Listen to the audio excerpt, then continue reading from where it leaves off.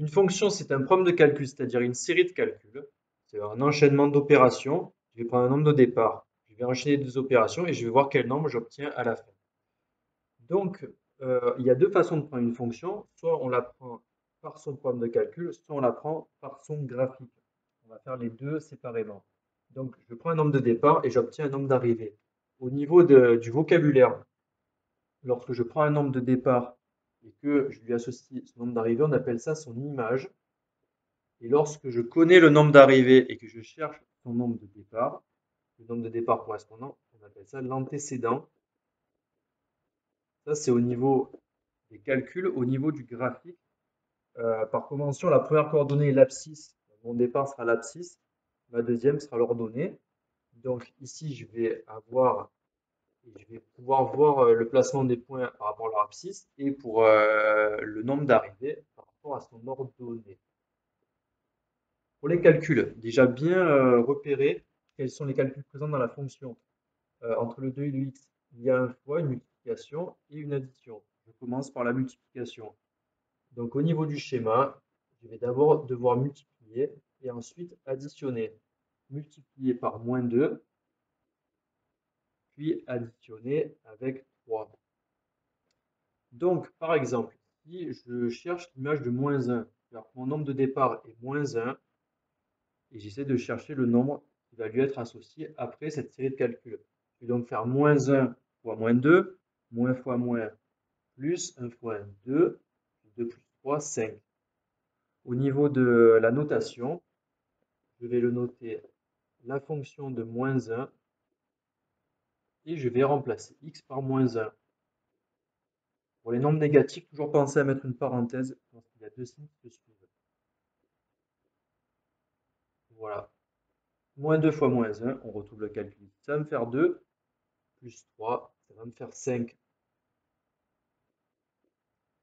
Au niveau du graphique, donc je vais partir de moins 1, je sais que je vais devoir obtenir 5, hein, si j'ai bien fait la courbe qui correspond.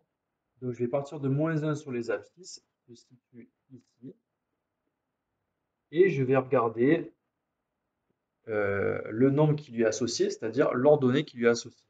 D'accord, de moins 1 en abscisse, l'ordonnée c'est est-ce que je vais être vers le haut ou vers le bas pour atteindre ma courbe. Ici, je vois que je dois monter pour arriver à ma courbe et je dois monter de 1, 2, 3, 4, 5. Je retrouve bien ce que j'avais fait dans mon calcul.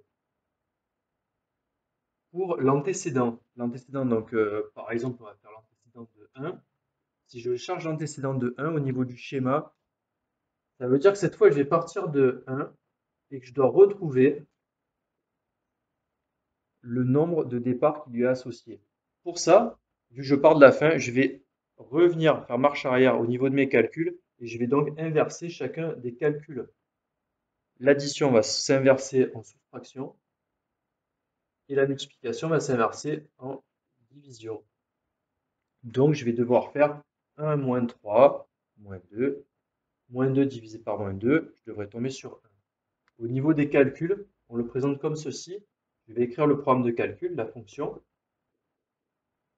Je sais qu'à la fin, elle doit être égale à 1. Et je vais inverser, ça s'appelle une équation, au fur et à mesure mes calculs. Je vais donc commencer, comme sur mon schéma, par inverser le plus 3 en moins 3. Il va me faire moins 2. Ici, j'ai toujours la multiplication à inverser. Et puis, je vais inverser la multiplication en division, comme sur mon schéma. J'ai fini mon équation, moins divisé par moins plus, 2 divisé par 2, 1. Je vais le retrouver sur le graphique. Donc, l'antécédent de 1, l'antécédent ça veut dire, je pars d'une ordonnée de 1, et je vais essayer de trouver l'abscisse qui lui correspond, c'est-à-dire le nombre de départ qui lui correspond. Donc, je pars de mon ordonnée qui va faire 1, ici. Et pour l'abscisse, en fait, c'est être à droite ou à gauche pour arriver sur la courbe. Et je vois que je vais devoir aller à droite. Pour arriver sur la courbe, l'abscisse donc qui correspond à ce point de la courbe, je le retrouve. C'est bien 1 comme dans mon calcul. Voilà pour le lien entre les calculs et le graphique pour une fonction.